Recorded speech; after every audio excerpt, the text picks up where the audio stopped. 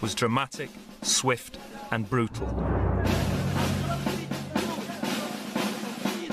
To examine the evidence, we need to revisit the fateful week before the murder of Jesus.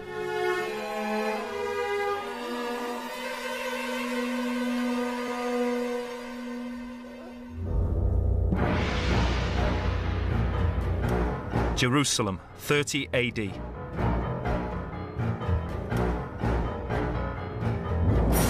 Thousands are pouring into the city to celebrate the festival of Passover.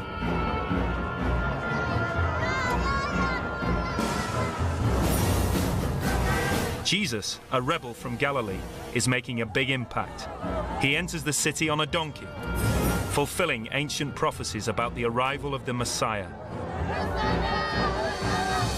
The next day, inside the great temple, Jesus attacks the money changers for defiling the holy place.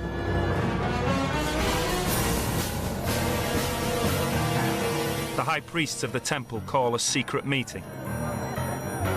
They see Jesus as a threat to their power and authority. He must be stopped. The following day, the Romans are alerted. To them, Jesus could be the cause of an uprising against Imperial Rome. That night, Jesus is arrested in the Garden of Gethsemane by temple guards.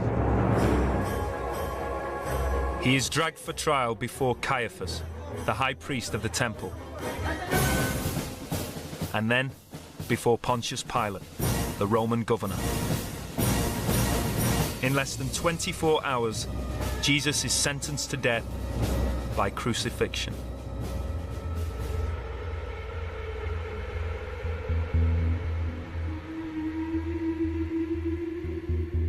There are three main suspects for the killing of Jesus, and there is strong evidence against all of them. Suspect number one is Caiaphas, high priest of the Temple of Jerusalem. His fingerprints are everywhere, and he had good reasons to want Jesus dead.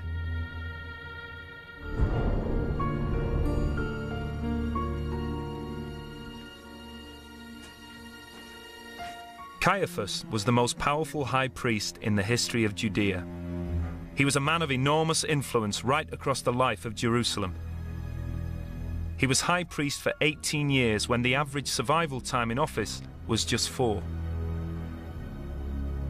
He also had supreme political skills and a shrewd ability to cooperate successfully with the Romans, the ultimate rulers of Judea.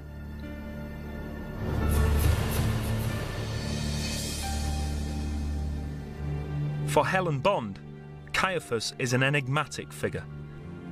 She is researching his life and has studied the power structure of the high priests in the Jerusalem temple and their relations with the Romans.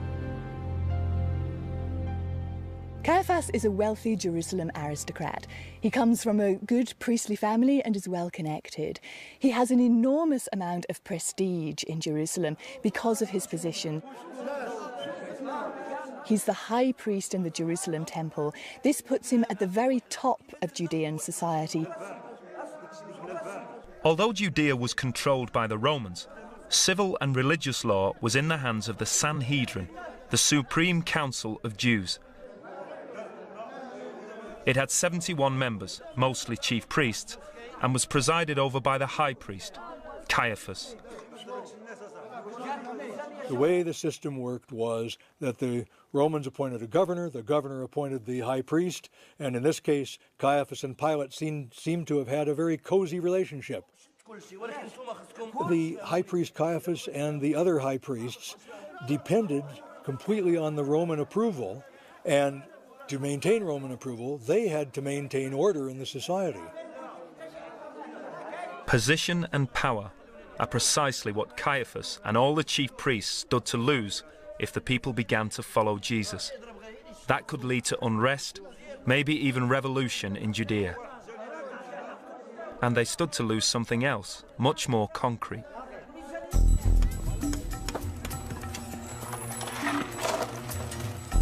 Archaeology is now showing that even though they were priests of the temple, Caiaphas and his associates lived a life of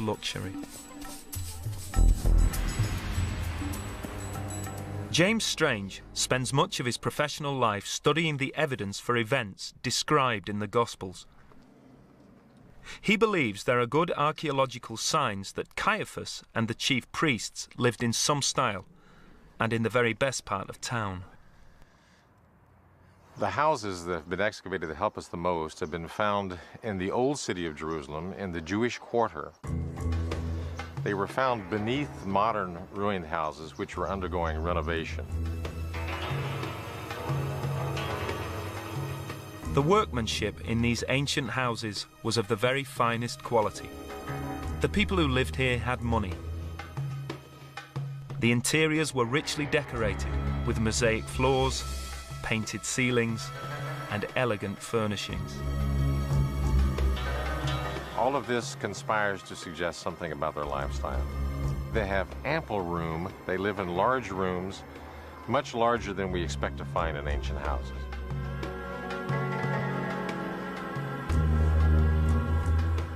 As the archaeologists dug beneath the floors of these lavish houses, they made an even more important discovery.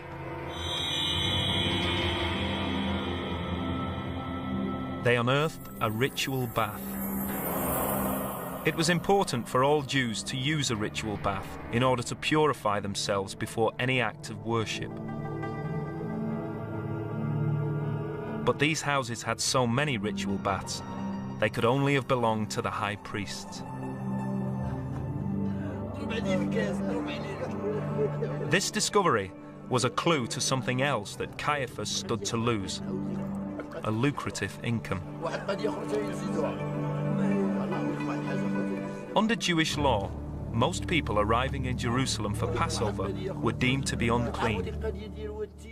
That meant that if you had, in the recent past, come into contact with something which creates impurity, like a corpse, or if you had had intercourse with a menstruating woman, it was expected of you to purify yourself. Before they could enter the temple, everyone had to be ritually clean. Immersion in the water of a ritual bath would ensure purification. The priests had baths strategically placed outside the temple for public use.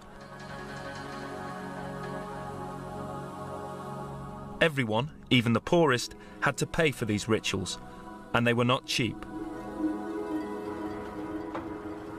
Ronnie Reich has found no fewer than 150 ritual baths around the temple.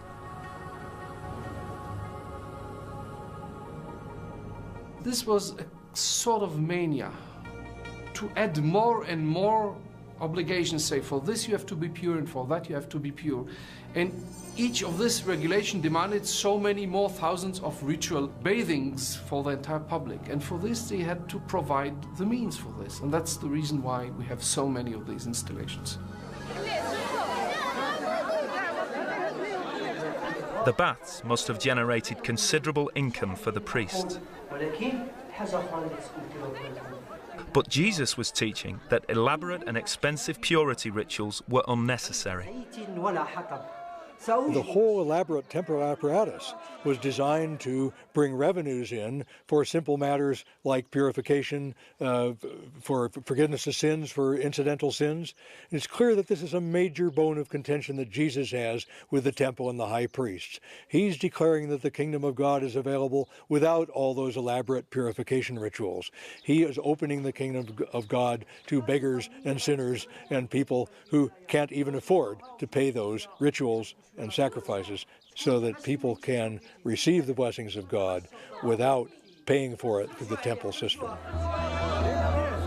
Jesus wasn't only attacking the priest's control over the economy, he was raising the stakes right across the board. In the eyes of Jews everywhere, he was directly challenging the authority of Caiaphas. Caiaphas had maintained quite a strong control over the religious life of Jews, and not only Jews in Jerusalem, and not only Jews in Judea, but in fact the worldwide Jewish community in this period. Jesus was by no means the first Jewish rebel to take on Caiaphas. But this time Caiaphas had good reason to worry. Jesus had chosen the most volatile week of the year to make his challenge, Passover, the largest annual festival in the Jewish calendar. Pilgrims came to Jerusalem from all over the world, some from as far away as Babylon and Italy. In front of such huge crowds, Caiaphas could not afford to be humiliated. Although there are no records of the population in Jerusalem during Passover, a revealing yardstick is the number of lambs sacrificed.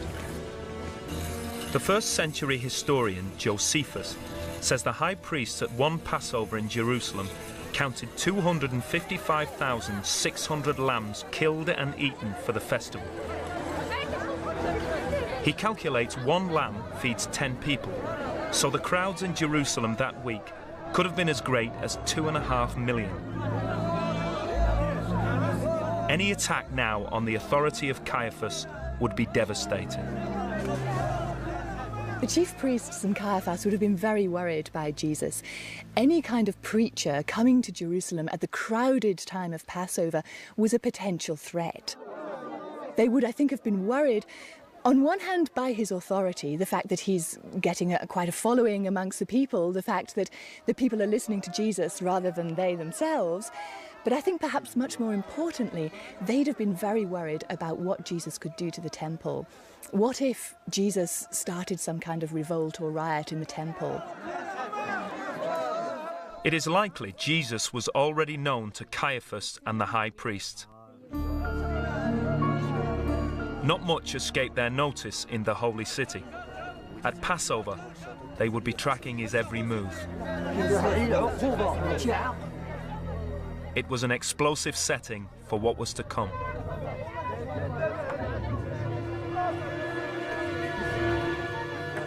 In the temple, Jesus made his first move.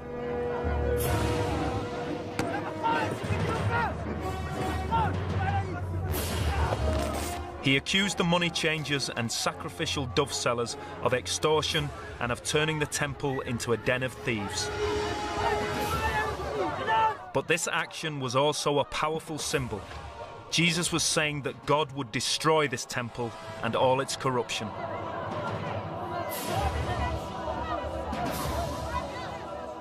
The high priests would have been extremely alarmed to see this demonstration and this trouble happen in the temple courtyard at Passover time. The temple, of course, is the place where the high priests held sway. They were the sacrosanct high priests that carried out the sacrifices on behalf of the whole people. And in their mind, this action of Jesus would simply have been a blasphemy. It is an act of arrogance. This guy thinks he is somebody. He can just walk into the temple and do things like this. It is an act of insult. It is an act that shows grave dissatisfaction with the way things are. It is done in a very public time when hundreds of people might have been witnesses to it. And so I think that this is a very troubling act to Caiaphas and his council, and it signaled to them that Jesus was dangerous. Perhaps the best way to put the dangerousness is to say this: if he would do that, we don't know what he will do next. The man may be uncontrollable. But what do you do with a man who is uncontrollable, who is charismatic, who has a following? You stop him.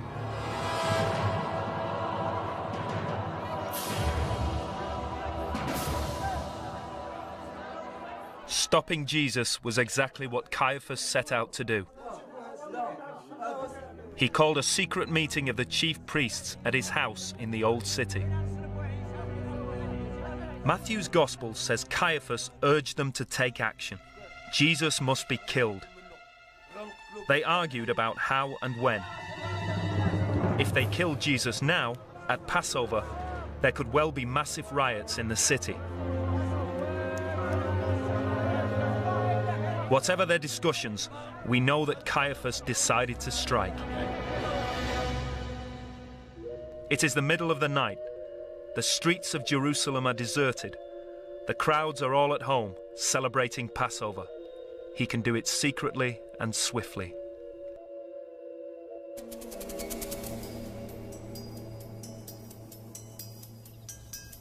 After their own supper, Jesus is praying while his disciples rest in the Garden of Gethsemane on the Mount of Olives. He is interrupted by the arrival of a detachment of temple guards sent to arrest him.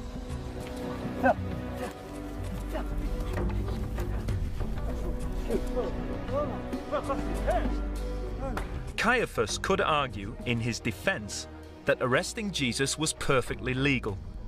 He had simply brought in a known rebel who was endangering the public peace.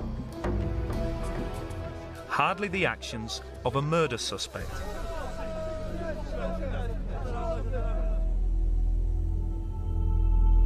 Caiaphas then put Jesus on trial. But experts believe that at this point, Caiaphas leaves the law behind. In legal terms, the so-called trial is a sham. The whole Jewish trial of Jesus, as it's presented in the Gospels, is a complete travesty of justice. We know something about Jewish trials at the time from later Jewish writings known as the Mishnah, and they give us a fairly comprehensive idea of how trials ought to be run. And nearly everything in Jesus' trial is illegal. It takes place at night, which was illegal. It takes place not in the normal council chamber, but in the high priest's house. It takes place on a feast day, which was also not allowed. The only sources we have for what took place at the trial are the four Gospels. They do vary, but they reinforce the suspicion that what took place that night was not entirely above board. Caiaphas will serve as both the chief judge and the prosecuting attorney. This is the general role taken by the person who convenes a court. And the judges are there to give a kind of cover, so he can say, well, it was a proper trial. So he had this rather sneaky nighttime trial with whatever close allies he wanted to call in. Caiaphas believed he had a case against Jesus. He arrested him because he had threatened to destroy the temple, an offense against God and treason against the state. Jesus would stand accused of blasphemy and sedition. The trouble was, he needed witnesses. The Bible says that Caiaphas produced witnesses who claimed they had heard Jesus saying he would destroy the temple. Under Jewish law, at least 2 male witnesses had to agree, and very nearly word for word. But the witnesses contradicted each other. They contradicted themselves. In some confusion, they were dismissed. The charge of sedition had failed. Caiaphas now had a problem. His problem was simple. I want him killed. The witnesses didn't work out. We had him. We had him. He threatened to destroy the temple. That's what he actually did. Turning over the tables, that's what he did, that it makes him such a dangerous man. That's why we've got to get rid of him. Whatever he says, I'm going to say he deserves death. And convening a trial and going through the pretense just gives a legal cover. I held a trial, he can later say. I never execute someone arbitrarily. Without witnesses, Caiaphas had to change tack. If he could provoke Jesus to say something blasphemous, he would have him for breaking Jewish law. He asked Jesus point blank, "Are you the Son of God, the Son of the Blessed? Are you the Messiah?" Here the Gospels vary a little, and only in Mark's account does Jesus answer that he is. Caiaphas declared that Jesus had spoken blasphemy. The other members of his court agreed. The penalty for this was death. I think it didn't matter what Jesus answered precisely. Caiaphas, when he decided to arrest him, had decided to execute him. The case against Caiaphas seems unanswerable. He arrests Jesus, tries him in a kangaroo court, and convicts him on a religious charge.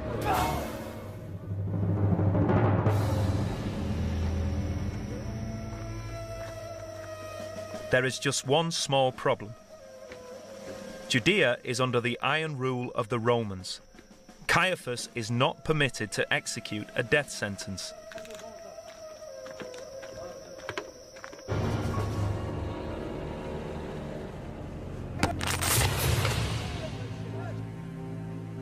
So Caiaphas had the motive, but not the power. In the end, no matter how much he wanted Jesus dead, he couldn't deliver. The case against Caiaphas is a strong one. But to find out who really killed Jesus, we'll have to look elsewhere.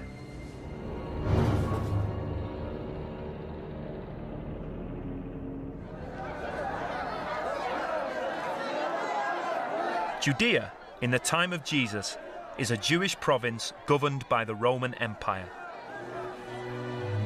All power, including that of life and death, is vested in one man, the Roman governor, Pontius Pilate. Pilate has 6,000 crack troops at his command. Up the road, in Syria, a further 30,000 soldiers are on call to back him up. Rome had actually only been ruling Judea directly for the last 25 years by the time of Jesus, and so the control was still fairly tenuous and uncertain.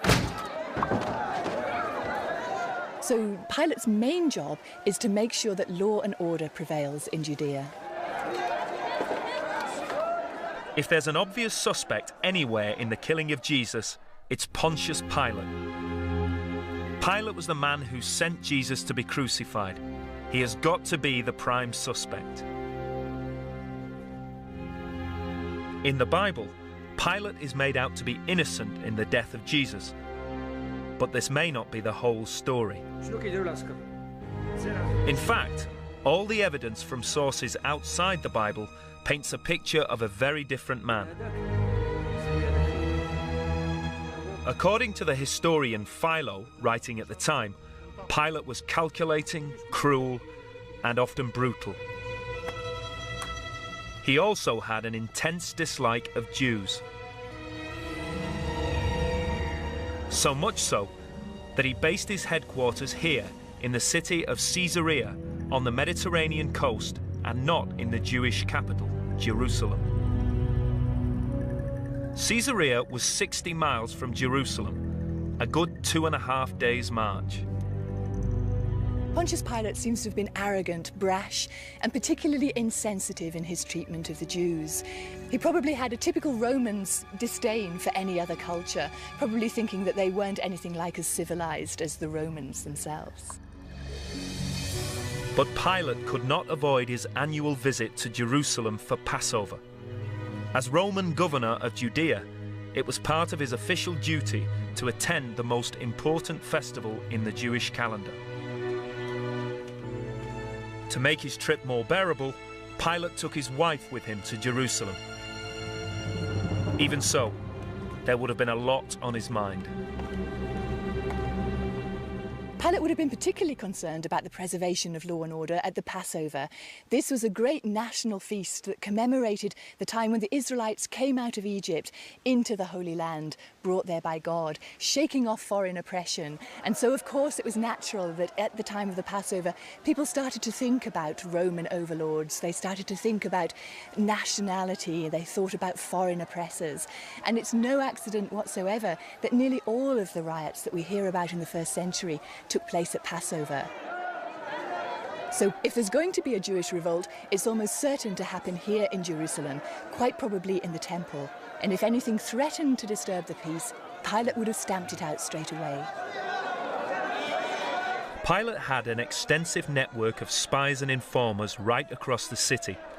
He would have known about Jesus and the following that he was gaining, and about some kind of incident in the temple. And now, the trial that Caiaphas had held only the night before, with its sentence of death. It is now just after sunrise on the morning after the trial. Caiaphas had sent Jesus to appear before Pilate because only the Roman governor could carry out a death sentence. Pilate was well known for having executed prisoners even without trial, but little would have prepared him for the strange case of Jesus of Nazareth.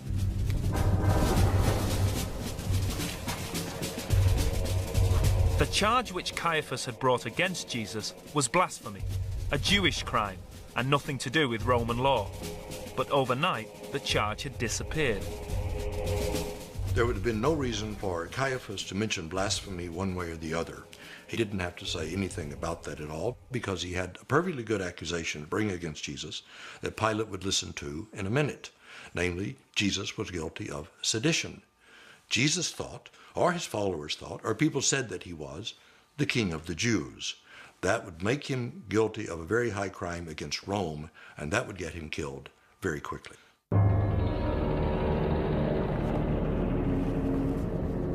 This is alarming for Pilate. The case now has legal meaning under Roman law. It is a charge of sedition and treason, punishable by death. Pilate must take action and, at the very least, give Jesus a hearing.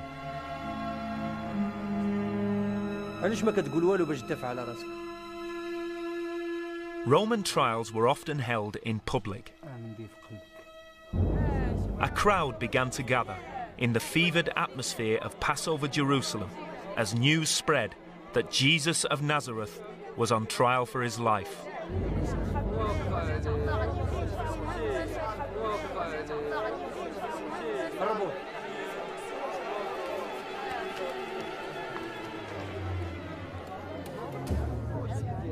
Pilate now asked Jesus if he was calling himself King of the Jews. Jesus made little or no reply. Pilate could find no evidence against Jesus and said, "This man is innocent." At this point, Pilate could have dismissed the case, but he had to take into account an unexpected factor: the crowd. His verdict of innocence angered them. They began to shout for Jesus to be crucified. It's quite possible that the crowd was a mob, whipped up by the chief priests to put pressure on Pilate. Pilate now faced a dilemma. Release Jesus, and there may well be riots. But why should he execute an innocent man? Pilate is in a bit of a cleft stick because all that we know from him, from other sources as well as the Gospels, like the historian Josephus who writes about him, make it clear that Pilate really didn't care about offending people. And actually, when he looked at Jesus and read the reports that he'd had from his officials, it was quite clear Jesus wasn't leading a military revolution. So Pilate then says, I don't find anything wrong with him. I don't think he's guilty of these charges. Pilate then decides on what he thinks is a masterstroke. There is a Passover amnesty, which allows the Roman governor to release a prisoner. He offers the crowd a choice between Jesus and Barabbas, who is imprisoned for murder.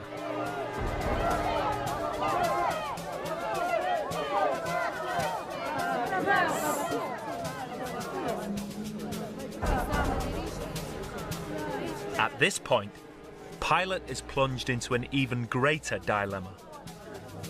In Matthew's Gospel, Pilate's wife comes to him, deeply upset. She begs her husband not to harm Jesus. Last night, she had a dream in which Jesus was innocent. But Pilate is interrupted by the crowd, baying for him to release Barabbas and crucify Jesus. Unable to make a clear decision, Pilate tries to have it both ways.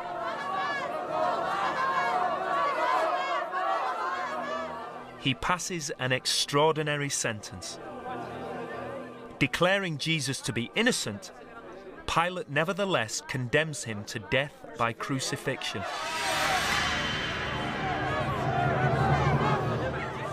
This action alone is enough to incriminate Pilate as a suspect.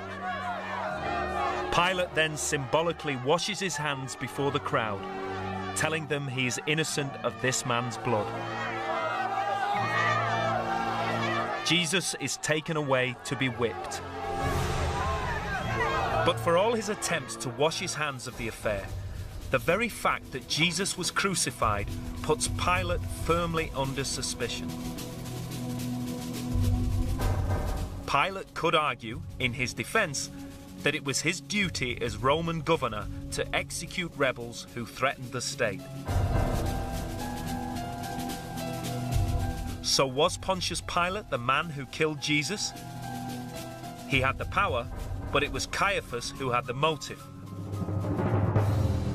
Pilate gave the execution order, but the crowd were shouting for it, demanding crucifixion. So the case against Pilate remains unproven. But there was one more suspect.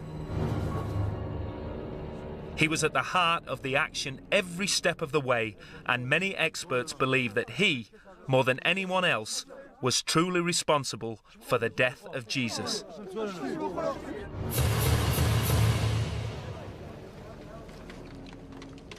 To examine the evidence, we go back a little, to the start of Passover week. Like hundreds of other pilgrims, Jesus travelled to Jerusalem. His entry into the city is now legend. Riding into Jerusalem on a donkey. On the face of it, a very simple event. But there is more going on here than meets the eye. This action by Jesus is deeply provocative.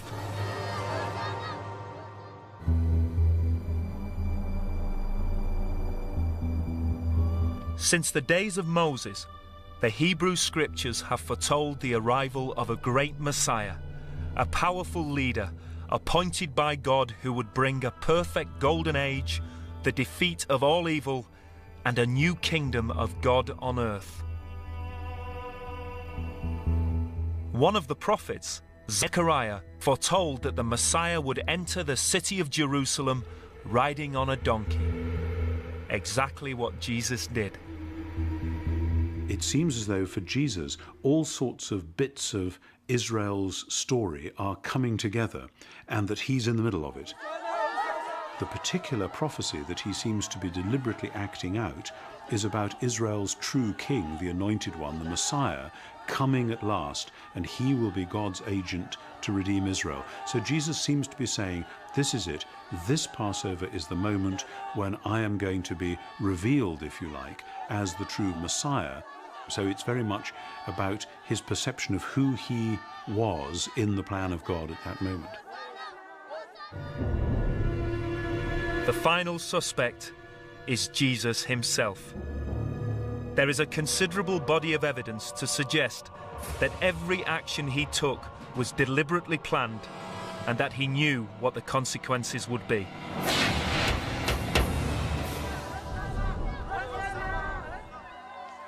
Controversial though it was, his triumphant arrival in Jerusalem would not have been enough to get Jesus killed. But he didn't stop there. He raised the stakes. For years, money changers and the sellers of animals and birds for sacrifice had plied their trade in the temple courtyards. Passover is their busiest and most lucrative time of the year.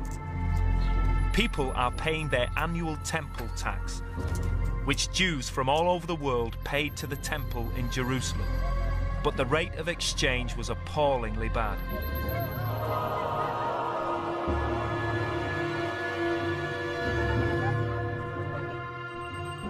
Declaring that the temple was a house of prayer and not a den of thieves, Jesus took his most provocative action in this whole extraordinary week.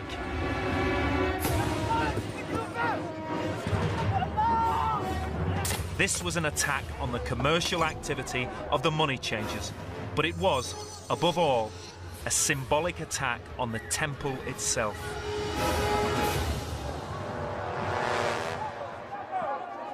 I think we can be sure that Jesus knew the risks he was taking, that he knew the potential consequences. He knew what it meant to proclaim the temple's destruction, to claim that a new kingdom was forming, the kingdom of God. He knew that the risk was arrest and trial and conviction and death.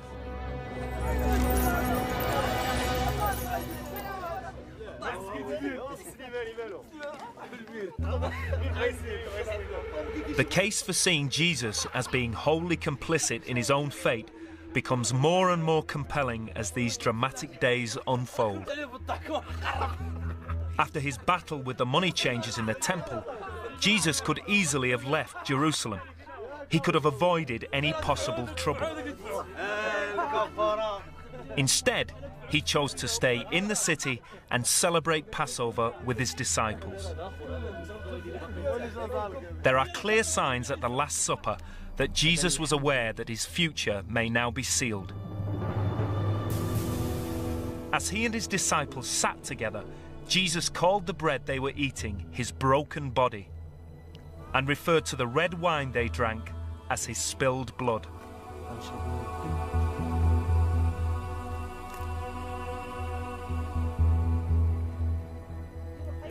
Jesus seemed to be predicting his own death, and he seemed to be doing everything possible to bring that end closer. His very next action bears out that idea all too clearly. Jesus identifies the person who will betray him, Judas Iscariot, one of his own chosen disciples.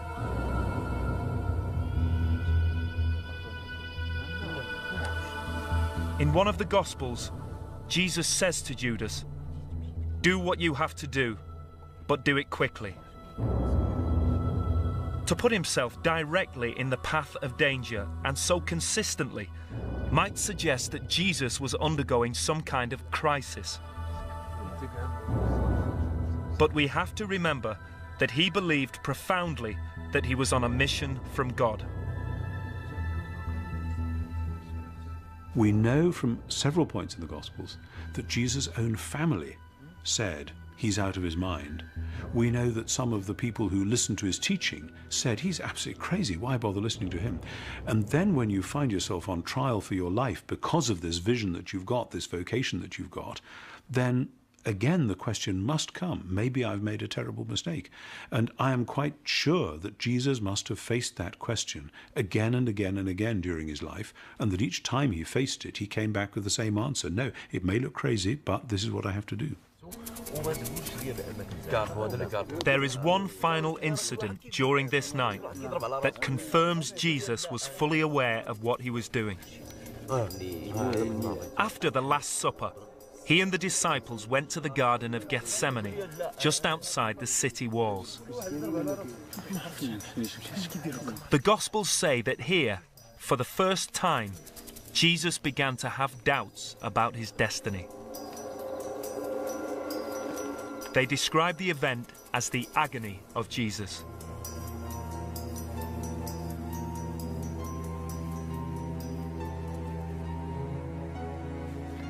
He asked God if he could be spared the awful fate that awaited him.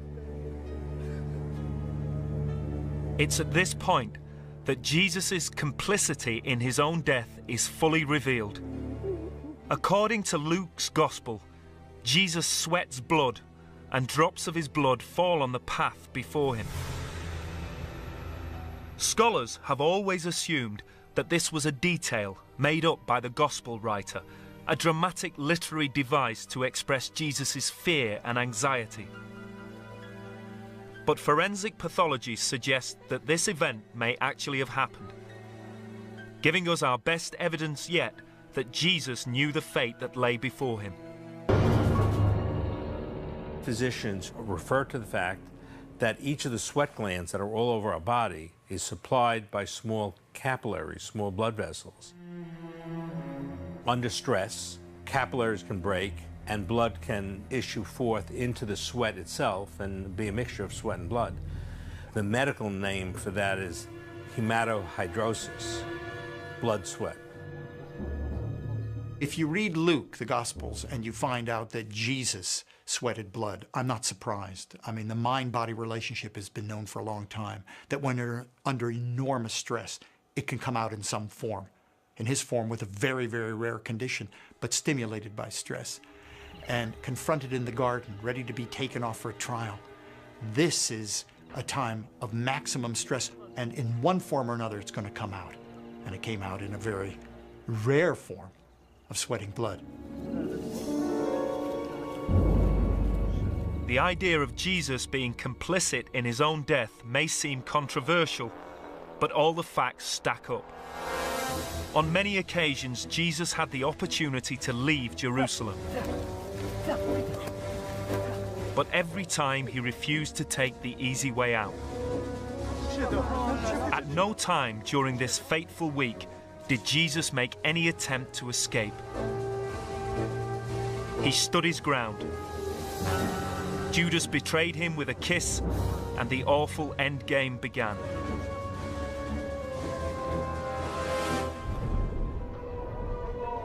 Everything he had done since that first day at the gates of Jerusalem, every step of the way seemed to be the fulfillment of a destiny. The case against Jesus is strong. But no matter how often he put himself in danger, he did not take his own life. That was done by others.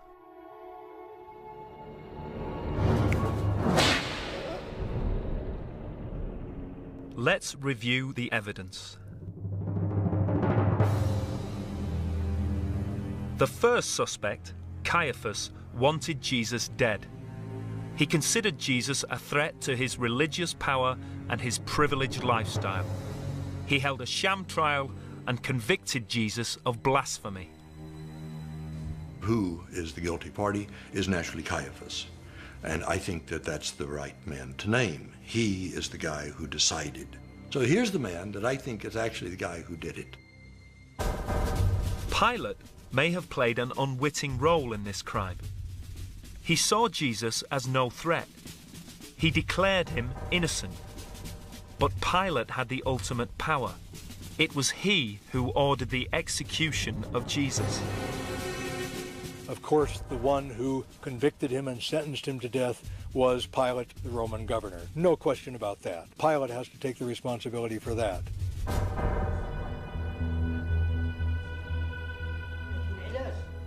The final suspect, Jesus. He knew exactly what he was doing and why. He deliberately provoked Caiaphas with his actions.